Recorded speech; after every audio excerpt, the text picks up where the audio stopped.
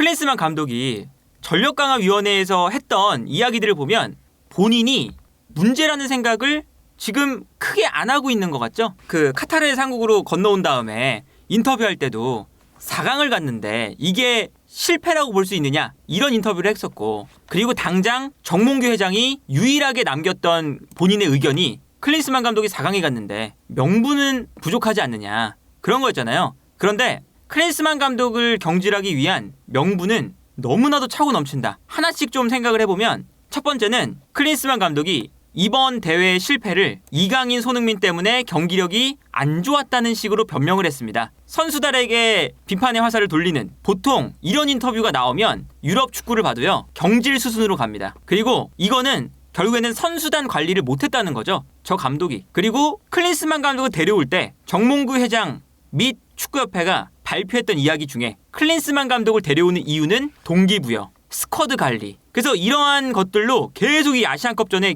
얘기를 많이 했었죠. 우리 팀의 분위기가 너무 좋다. 클린스만 감독이 이 팀을 너무나 분위기 좋게 이끌고 있다. 본인의 장점이 선수단 관리라고 했어요. 근데 이것도 결국에는 실패를 했죠. 그렇기 때문에 이강인, 손흥민의 탓을 한다. 그리고 이강인과 손흥민이 이렇게 뭐 다툼이 벌어지고 선수단 분위기가 안 좋아지는 이런 것들을 클린스만 감독이 통제를 못했다. 이것만으로도 클린스만 감독은 일단 경질해야 되는 명분이 생긴 거죠. 그리고 여기에 더해서 태도의 문제도 있는 거죠. 클린스만 감독이 체류 기간 너무 짧고 미국으로만 가 있고 계속 그랬었잖아요. 근데 이 체류 기간이 너무 짧다라는 이야기에 클린스만 감독은 해외에서도 일을 하는 게 가능하다. 시대가 바뀌었다. 이렇게 이야기를 했습니다. 그런데 이것도 이게 클린스만 감독이 본인이 이야기를 했어요. 결과로 증명하겠다. 그러니까 이런 태도의 문제, 뭐 우리가 생각하는 거랑 클린스만 감독이 생각하는 뭔가 업무에 대한 문제, 이런 것들이 이해가 안 가겠지만 결과로 말할게 라고 클린스만 감독이 직접 이야기를 했어요. 그런데 보통 이럴 때는 과정이 좀 안 좋으면 결과가 안 나왔을 때 비판받을 걸 감수를 해야 되죠. 만약에 과정이 너무 좋았어요. 과정이 너무 좋았으면 결과가 안 나와도 이게 우리가 준비는 너무 잘했는데 다음에 한번 더 해보자 뭐 이게 되는데, 과정도 별론데 결과도 안 나와요. 이러면 본인이 과정이 안 좋았던 것에 대한 비판을 감수를 해야죠. 예를 들면 이런 걸 증명하는 감독이 뭐 대표적으로 무리뉴라던가 콘테, 이런 사람들이 유명한 이유가 그거예요. 이 감독들이 전성기 때는 과정이 되게 답답해요. 그리고 인터뷰도 이상하게 해요. 그래서 비판을 많이 받아요. 그런데 내가 우승시켜줄게 해서 마지막에 우승. 이래서 이 감독들이 유명해진 감독들이에요. 그래서 결과로 증명을 하기 때문에. 클린스만은 그걸 못했잖아요.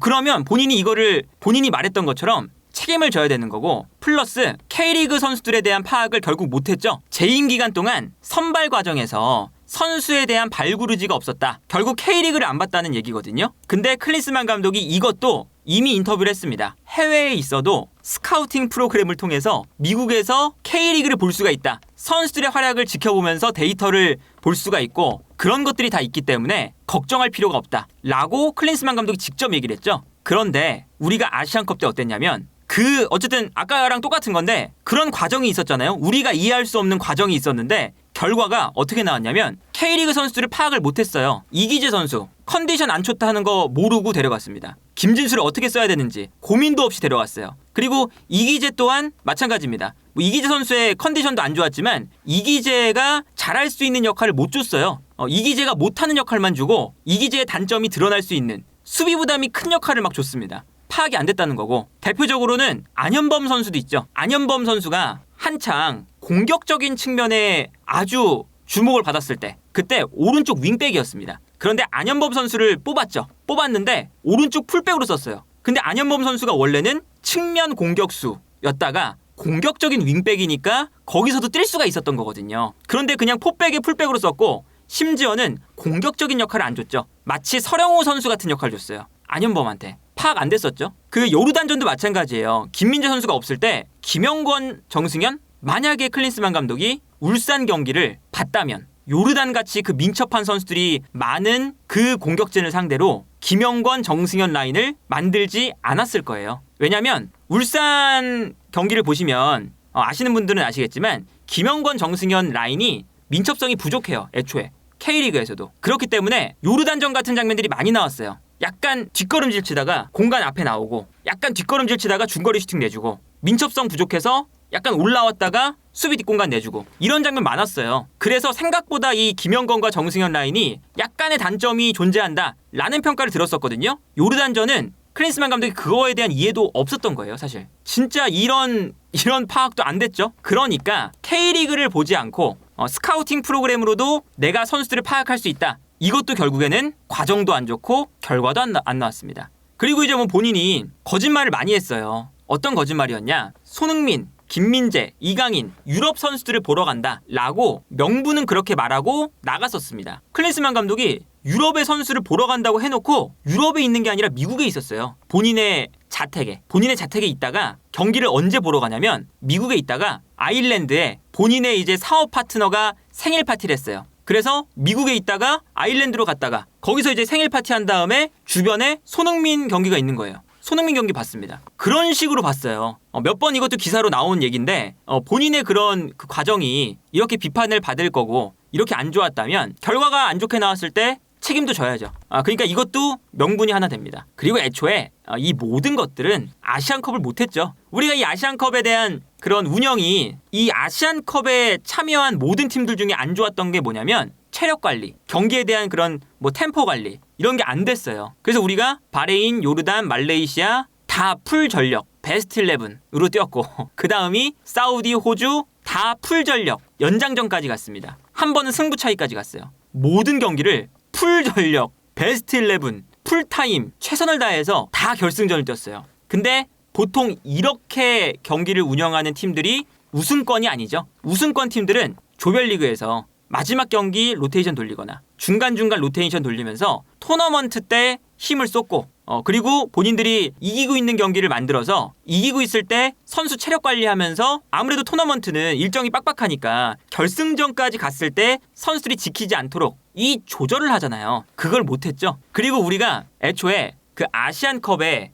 조별리그가 끝나고 아주 안 좋았던 기록 중에 하나가 말레이시아전 3골, 요르단전 2골, 그리고 바레인전 1골, 6골이잖아요. 이 기록이 16강에 올라간 팀들 중에 가장 많은 실점을 기록한 기록이었어요.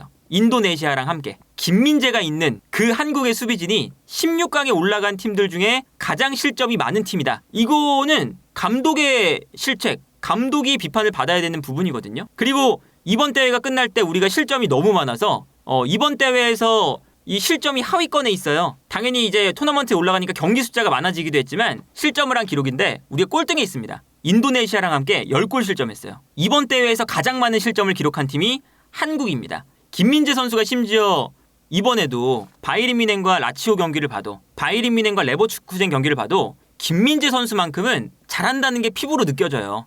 바이에른 뮌헨은 잘 못했지만 야 김민재는 정말 수준이 다르다. 분데스리가랑 챔피언스리그에서 수준이 다르다고 느껴지는 그 수비수를 데리고 최다 실점팀이 우리입니다. 이거는 그만큼 이 아시안컵에서의 우리의 그런 모습들이 매우 좋지 않았다는 거고 그리고 여기에 대해서 우리 공격도 안 좋았잖아요. 손흥민 선수 오픈 플레이 상황에서 득점을 결국 못 만들었습니다.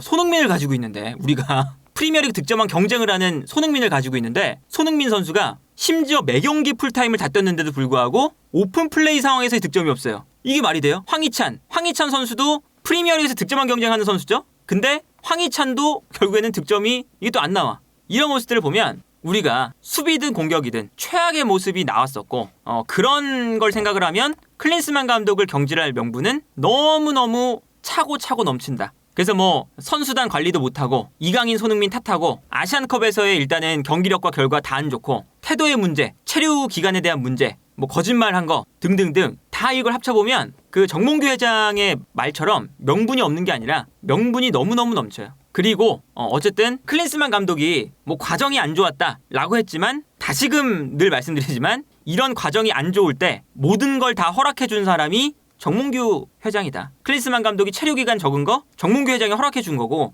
K리그 구장 안 오고 스카우팅 프로그램으로 본다? 허용해 준 거 정몽규 회장이고 그게 다 정몽규 회장 업적이에요. 헤어초크 해설위원 하면서 수석 코치하는 거 그렇게 계약을 했으니까 할 수가 있는 거고 클린스만 데려온 것 자체도 본인이 독단으로 데려온 거고 등등등 그렇기 때문에 클린스만 감독의 경질 명분은 아주 차고 넘치고 정몽규 회장의 경질도 명분이 차고 넘친다.